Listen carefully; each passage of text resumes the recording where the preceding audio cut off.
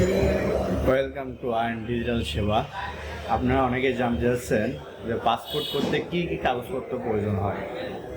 Passport করতে সর্বপ্রথমে আপনার জাতীয় পরিচয়পত্র লাগবে, পিতামাতার এনআইডি কার্ডের ফটোকপি লাগবে।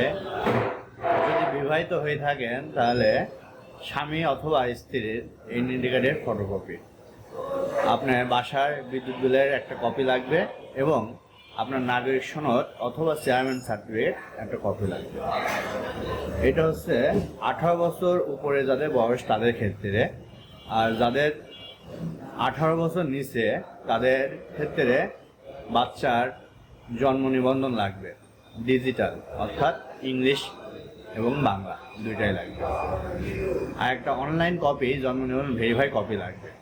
এটা বাচ্চাদের ক্ষেত্রে একটা জিনিস মনে রাখবেন, বাচ্চাদের ক্ষেত্রে 5 বছর হবে, যাদের বয়স 18 বছর নিচে তাদের 5 বছর হবে, আর যাদের বয়স 18 বছর উপরে তারা 5 বছরও করতে পারবে, 10 বছরও করতে পারবে।